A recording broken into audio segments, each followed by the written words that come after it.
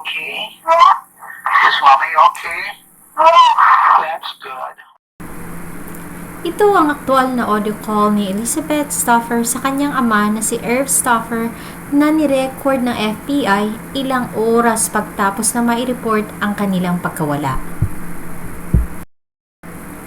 Panoorin ang kwento ng pagkidnap, panggagahasa, pagkadena at tangkang pagpatay sa mag-inang sina Mary at Beth Stauffer na umabot ng mahigit 2 buwan.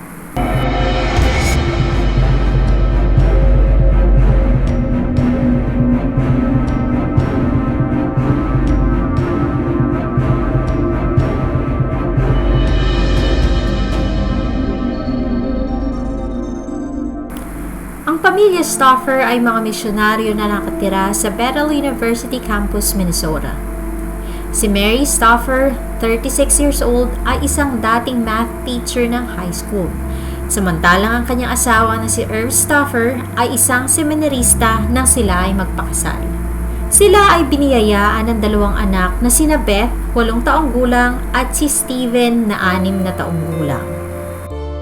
Ang pamilya ay puno ng pagmamahal at kasiyahan dahil lang pundasyon ng kanilang relasyon ay ang Diyos na kanilang pinaglilingkuran.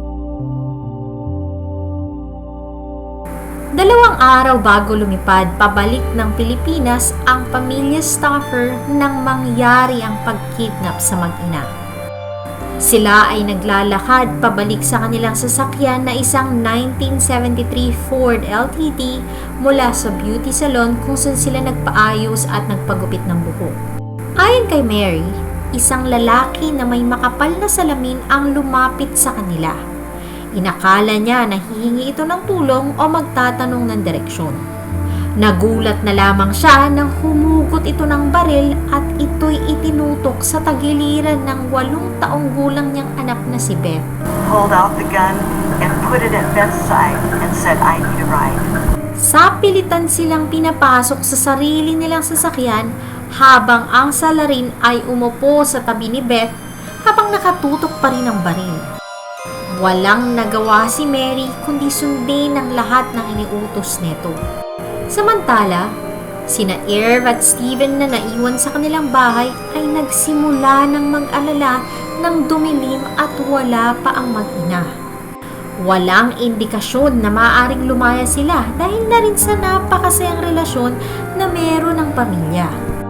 Dito na nagdesisyon si Irv na tumawag sa kapulisan. Nang araw na yun, abala ang mga pulis dahil may nawawalang bata na nagngangalang Jason Whitman. Ayon sa description ng kanyang kaibigan, isang lalaking may makapal na salamin ang kumuha kay Jason habang sila ay nasa park para magbike. Dahil dito, hindi agad natutukan ang paghahanap sa nawawalang sina Mary at Beth. Habang minamaneho ni Mary ang kanyang sasakyan, kalmado niyang kinakausap ang kidnapper para itanong kung saan nito gusto pumunta o kung anumang problema ang pinagdadaanan niya. Huminto sila sa stoplight. May mga patrol ng pulis na nag-iikot. At ayon kay Mary, tinakot sila ng salarin na kapag ang patrol ay lumiko sa parehong direksyon na kanilang pupuntahan, papatayin niya ang mag-ina. I said, "You know, I don't know where you're going, but we need to get there quickly because I have to get home. I have company coming for supper, and I need to get home." We came to an intersection that was a T, and there happened to be a police car behind us. And he was at that point very nervous. He said, "You turn right, and if that police car turns the same way we do, you're dead." Isang oras pa ang lumipas. Pinahinto ng salarin si Mary sa isang park. Sila'y sapilitang pinapasok sa loob ng trunk ng kanyang sasakyan habang sila ay nakatali at nagmamakaawang huwag ikulong doon. "Please don't put us in the trunk. We won't be able to breathe." We were lying face down, and then the trunk was closed. Nagdasal ng paulit-ulit at malakas ang mag-ina, dahilan upang ihinto ng salarin ng sasakyan at patahimikin sila gamit ang duct tape. Nagpatuloy sa pagmamaneho ang salarin, ngunit nang makarinig muli siya ng ingay mula sa likuran ng sasakyan, Agad siyang huminto at dito niya nakita na tanggal na ang pagkakatali ng kamay ni Beth. And he raised the trunk lid and saw that her ropes were untied. Sila ay kanyang tinakot na papatayin sa oras na yun kung gagawa ulit ng kahit na anong ingay. Sa di kalayuan, 2 bata ang nakapansin sa sasakyan at salarin. Ito ay si Jason Wilkman at ang kanyang kaibigan na si Mark Prince. Nakita ni Jason ang mag-ina sa trunk. Dito na, mabilis na nakatakbo ang kanyang kaibigan habang siya ay hinila ng salarin at pilit na ipinasok sa loob ng trunk ng sasakyan kasama si Mary at Beth. Ilang oras ang lumipas, muli inihinto ng salarin ng sasakyan at hinila palabas ang batang si Jason. And the trunk lid was opened, and Jason was removed from the trunk, and then the trunk lid was closed. And then all was quiet. And I remember thinking, he's left us here to die a slow death in the trunk. Pagkaraan ng 1 oras, si Mary at Beth ay inilipat ng salarin sa kanyang sasakyan. Nang tanungin siya nito kung anong ginawa niya kay Jason, sinabi niya na nilagay niya ang bata sa lugar na madaling makikita ng mga pulis. Ang salarin ay nagpatuloy sa pagmamaneho habang nakatali at nakapiring ang mga mata ng mag-ina na nasa likod ng kanyang sasakyan. Dumating sila sa bahay ng salarin sa Roseville kung saan ikinulong niya ang mag-ina sa napakaliit na cabinet na may sukat na 21 inches at 4 feet long. Kinabukasan, dito na, nagpakilala ang salarin na dumukot sa mag-inang Stauffer at sa batang si Jason Wilkman. Ang salarin ay si Ming-Sen Hsu, 29 years old, na ipinanganak sa Taiwan ngunit lumaki sa Amerika. Siya ay naging estudyante ni Mary sa kanyang algebra class sa Alexander Ramsey High School noong siya ay nasa 9th grade. Nagsimula ang lahat sa paghanga, pagpapantasya, hanggang ito ay maging obsesyon. Napag-alaman na matagal na niyang sinusundan ang bawat kilos ni Mary. Ayon sa report, nilooban niya ang bahay ng mga biyenan nito dahil inakala niyang dito siya nakatira. Hindi nagsampa ng kaso ang pamilya dahil na rin sa pananakot ni Ming na papatayin niya silang lahat. Dagdag pa dito, nang matagpuan niya ang tinitirahan ni Mary, sinubukan niyang makapasok ng ilang beses sa kanilang apartment, ngunit hindi siya nagtagumpay. Ang obsesyon ni Ming kay Mary ay umabot na ng 10 taon at ayon sa kanyang testimonya, sa sobrang pagmamahal niya sa kanyang dating guro, dumating na sa punto na nagsusulat siya ng mga kwento tungkol sa pakikipagtalik at panghahalay, kung saan si Mary ang isa sa karakter. Ngunit nang nalaman niya na lilipat na ng Pilipinas si Mary kasama ang kanyang pamilya, dito niya isinagawa ang pagkidnap sa mag-ina. Sa unang linggo ng pagkidnap, inilipat ni Ming si Mary sa sala at itinali sa may sofa. Ayon kay Mary, may nakaset up na camcorder sa sala kung saan nire-record ni Ming ang kanilang pag-uusap, pati na ang pang-aabuso at panghahalay nito sa kanya. Ayon din kay Mary, nakakakilabot ang mga sumunod na revelasyon ni Ming sa lahat ng nalalaman nito tungkol sa kanyang pamilya. Pagtapos ng mahabang kwento at pag-amin ni Ming, paulit-ulit niyang hinalay si Mary. Nagpatuloy ang panghahalay kung saan may pagkakataon na ginagamit ni Ming si Beth para sumunod si Mary sa anumang kababuyan na gusto niyang gawin dito. Minsan pa'y binalot niya ng plastik ang ulo ni Beth dahilan para mahirapan ng bata huminga. Tumigil lamang siya nang sinunod ni Mary ang gusto niya na halikan siya neto. Sa humigit kumulang na 2 buwan, si Ming ay patuloy na pumapasok sa kanyang trabaho sa shop na pag-aari niya. Madalas niyang paghiwalayin ng mag-ina kung saan si Mary ay tinatali niya sa sofa or ikinukulong niya sa cabinet. Samantalang si Beth ay nilalagay niya sa kahon sa likod ng kanyang sasakyan. Ayon kay Mary, May mga pagkakataon na kumakain silang tatlo sa iisang lamesa kung saan sila inaasikaso ni Ming na parang sarili niyang pamilya. Madalas niyang sabihin kay Mary kung gaano niya ito kamahal at handa siyang gawin ang lahat para sa kanilang pamilya. Si Beth ay naging masunurin sa lahat ng gustong gawin ni Ming.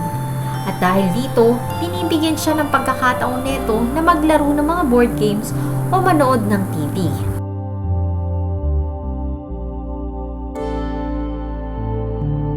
Nang gabing yun, pinayagan ni Ming si Beth na tumawag sa kanyang tatay para ito ay batiin ng Happy Father's Day.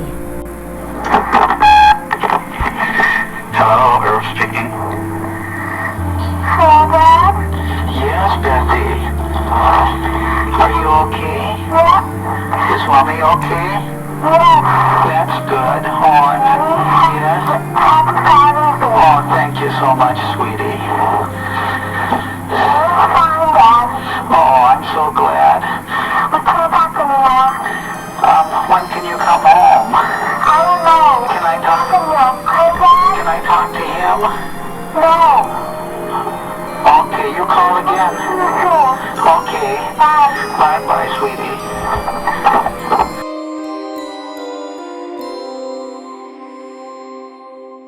Limampung araw simula kidnapin ni Ming si Mary at Beth, nagdesisyon ito na ipasyala mag-ina para sa 4th of July celebration kung saan pinanood nila ang fireworks na parang isang pamilya. Bago pa sila lumabas ng kanyang sasakyan, tinakot niya ang mag-ina na kung gagawa sila ng eksena, papatayin niya sila at yung mga taong nasa paligid. Nagkaroon ng pagkakataon na kabisaduhin ni Mary ang cellphone number na nakita niya sa isang police car na dumaan. Pagka-uwi, ito'y pinakabisado niya rin kay Beth. Bago pumasok ng trabaho si Ming, ikinulong niya ang mag-ina sa cabinet habang sila'y nakakadena sa isa't isa. Dito na, naglakas ng loob si Mary na tumakas. Walang doorknob ang pintuan, kung kaya't walang ibang pagpipilian si Mary kundi subukan tanggalin ng pin ng bisagra ng pinto gamit ang kanyang kuko. Takot na takot si Beth, ngunit sinabi ng kanyang ina na hindi sila kailanman pakakawalan ni Ming kung kaya't kailangan nila itong gawin. Sinabi niya kay Beth na kailangan nilang magtulungan dahil sila'y nakakadena sa isa't isa. Down in the chair and I said, listen, Beth, if God has given us this way of escape, we have to take it. Sure, it's dangerous. If Ming comes home and finds us escaping, he's going to kill us. We know that. But if this is God's way, he's going to take care of us. But I can't fight against you. We have to work together in this. We're chained together and we have to work together. Pilit na inangat ni Mary ang pinang bisagra gamit ang kanyang kuko hanggang sa tuluyan nang natanggal ang pagkakalapat ng pinto. Agad silang pumunta sa kusina para gamitin ang telepono at tumawag sa number ng mga pulis na kanyang kinabisado.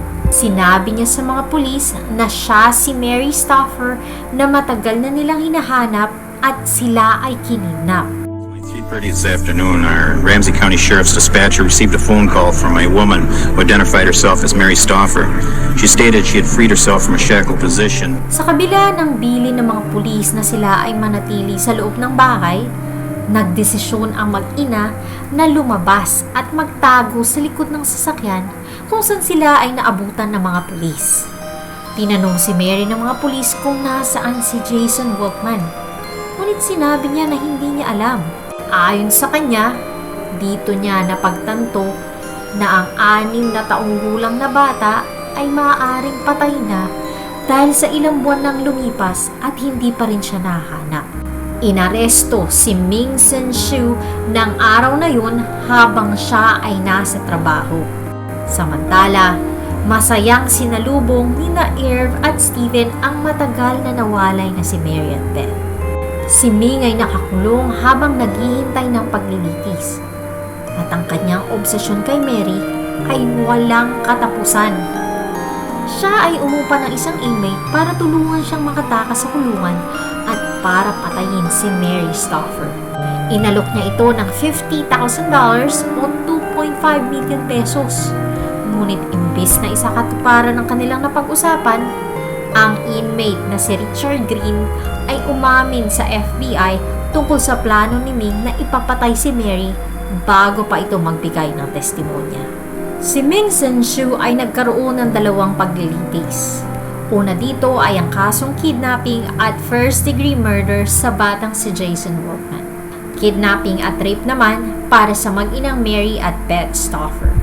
September 30, 1980 nang siya ay nasintensyahan ng 30 taon hanggang habang buhay na pagkapilanggo sa kasong kidnapping sa mag-inang Stauffer, kung saan siya ay magkakaroon din ng panghabang buhay na record bilang sex offender. Bago nagsimula ang pangalawang paglilitis para sa kasong kidnapping at first-degree murder ni Jason Wilkman, si Ming ay umapila sa korte na ibibigay niya ang lokasyon ng katawan ng inosenteng bata kapalit ng mas maikling sentensya. Dinala niya ang mga pulis sa Carlos Avery Wildlife Farm kung saan natagpuan nila ang katawan ng inosenteng batang si Jason. Ayon sa eksperto, ang bata ay pinaghahampas ng metal rod sa kanyang katawan at ulo na siyang naging dahilan ng kanyang pagkamatay.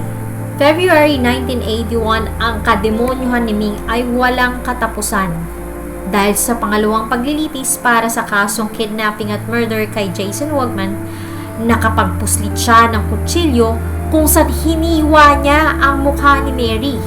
Ito ay nangyari sa loob ng korte kung saan nagbibigay ng testimonya si Mary patungkol sa batang si Jason. Nagulat ang lahat nang biglang tumalon at tutukan ng kutsilyo ni Ming si Mary sa muka. Huli na ang lahat nang siya ay mailayo ng mga pulis sa kanya. Umagos ang dugo sa mukha ni Mary at kinailangan niyang tahiin ng 62 beses dahil sa sugat na kanyang natamo. Ang paglilitis ay naantala ng ilang linggo dahil sa pangyayari. Pero di nagtagal, siya ay nasintensyahan ng 40 taon na pagkabilanggo para sa kidnapping at second-degree murder ni Jason Wegman. Ilang ulit na sinubukan ni Ming na umapela para sa parol, ngunit paulit-ulit siyang tinanggihan ng korte. Ayon dito, siya ay isang mapanganib na individual. At dito na nga, itinaas ang kanyang sentensya sa habang buhay na pagkakakulong. Para sa mag-inang Mary at Beth Stauffer, nais nilang ibahagi ang kanilang pinagdaanan para kapulutan ng aral. Ang kanilang kwento ay nagpapatunay lamang na ang matibay na pananampalataya sa Diyos ang magbibigay pag-asa at lakas ng loob sa panahon na iyong kailangan. Kaya noong 2019, isinapelikula ang kanilang kwento na may pinamagatang Abducted, The Mary Stauffer Story. Sa huli, mas naging matibay ang pananampalataya ni Mary at Beth Stauffer sa Diyos at ang kanilang pamilya ay lalong naging matatag.